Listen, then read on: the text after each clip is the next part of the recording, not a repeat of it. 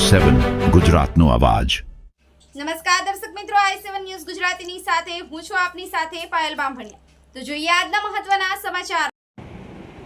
મોરવા હડફના તાલુકાના મોજરી ગામે થયેલા પ્રધાનમંત્રી આવાસ યોજનાના થયેલા કથિત ભ્રષ્ટાચારને છાવરવા તાલુકાના કેટલાક કર્મચારીઓ લાભાર્થીને સમજાવવાનો પ્રયાસો ચાલુ। મળતી માહિતી અનુસાર છેલ્લા કેટલાક સમયથી મોરવા હડફ તાલુકાના મોજરી ગ્રામ પંચાયતમાં થયેલા પ્રધાનમંત્રી આવાસના ભ્રષ્ટાચાર અંગે પોતાની ભૂલો છુપાવવા માટે તાલુકાના કેટલાક કર્મચારીઓ દ્વારા લાભાર્થીને તાલુકામાં બોલાવી અને સમજાવટ કરવાનો પ્રયાસ ચાલુ થઈ રહ્યો છે તેવું લાભાર્થીના દ્વારા જણાવવામાં આવ્યું। તો શું આ અધિકારીઓને કેમ લાભાર્થીને આ હકના નાણાં અન્ય ખાતામાં નાખી પછી કેમ આટલો બધો સમય વીત્યો પછી તેમને યાદ આવ્યું કે અમારી ભૂલ થઈ ગઈ છે? હા, પણ એક કપાતનો વિષય બન્યો છે। એક બાજુ ભારતના યશસ્વી પ્રધાનમંત્રી ગરીબ વર્ગના ખાસ કરી અને મહિલા ઉત્કર્ષની વાતો કરવામાં આવે છે। પ્રધાનમંત્રી આવાસ યોજનામાં ભારતની કોઈ ગરીબ મહિલા ન રહી જાય તેના માટેના સતત પ્રયાસો કરવામાં આવે છે, ત્યારે ગ્રાઉન્ડ ઝીરો ઉપર રહેલા અધિકારીઓને સત્તાધીશ વ્યક્તિઓ દ્વારા ગરીબનું હક કેવી રીતના છીનવે છે એ સમજાતું નથી।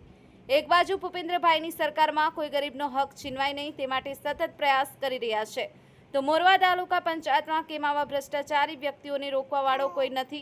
સૂત્રોના અહેવાલને મળતી માહિતી મુજબ મોજરી ગ્રામ પંચાયતના હાલ જે સરપંચ શ્રી મહિલા સરપંચ છે તેમના પતિ દ્વારા સોશિયલ મીડિયા ઉપર મૂછો ઉપર તાવ દઈ અને પોસ્ટ મૂકવામાં આવે છે, ત્યારે લાભાર્થીઓ દ્વારા ક્યાંક ડરનો માહોલ ઊભો કરવાનો પ્રયાસ થતો હોય તેવું દેખાઈ આવે છે।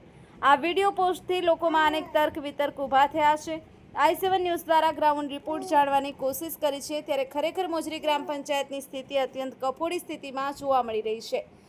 એસી ઓફિસમાં બેઠેલા અધિકારીઓ દ્વારા ક્યારે તપાસ કરવામાં આવશે એ તો આવનારો સમય જ બતાવશે।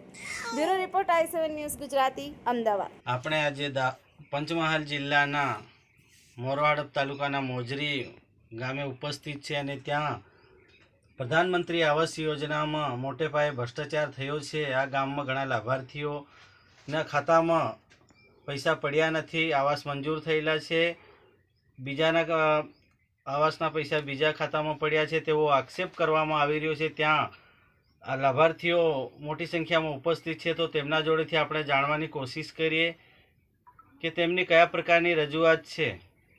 તો ત્યાં એક પ્રધાનમંત્રી આવાસ યોજનાના લાભાર્થી સુમિત્રાબેન ઉપસ્થિત છે, તો તેમના જોડેથી આપણે પહેલાં જાણવાની કોશિશ કરીએ। બેન, આપનું નામ? સુમિત્રાબેન પ્રભાસસિંહ। તમારું આવાસ કઈ સાલમાં મંજૂર થયું હતું? 2024। તો તમારું આવાસ મંજૂર થયું છે તેવી તમને કઈ રીતે જાણ થઈ?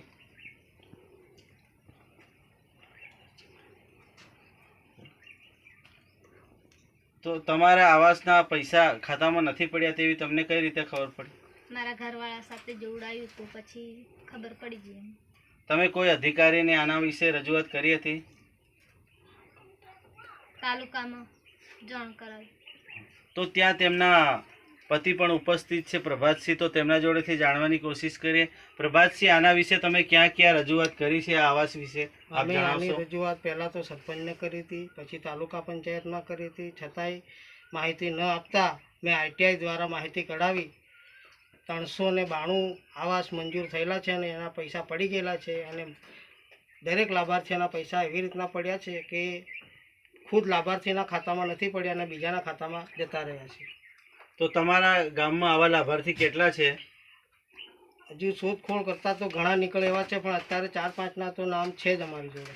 તો તમે તાલુકા વિકાસ અધિકારીને આની જાણ કરી લેખિતમાં, તો તમને કયા પ્રકારનો જવાબ આપવામાં આવ્યો? એવી રીતના જવાબ આપવામાં આવ્યો છે કે હું શોધી આપું છું। તો તમે ડેટા એન્ટ્રી કઢાવી, તમારા ખાતામાં તપાસ કરી તો તમને જાણ પડી આના વિશે? હા, 1 પણ રૂપિયો ખાતામાં પડેલ નથી। તો ત્યાં બીજા પણ લાભાર્થી ઉપસ્થિત છે, તેમને વિશે તેમના જોડેથી જાણવાની કોશિશ કરીએ। મારું નામ બારિયા ભરતસિંહ મોહનભાઈ છે। મારે આવાસ યોજના 2024માં મળી હતી, પણ મને અત્યારે મારી પાસે એમ કે એકાઉન્ટની અંદર પૈસા મને 80,000નો ફક્ત હપ્તો આ લોકોએ આપ્યો છે, તે બીજાના ટ્રાન્સફર કરીને મને આપ્યો।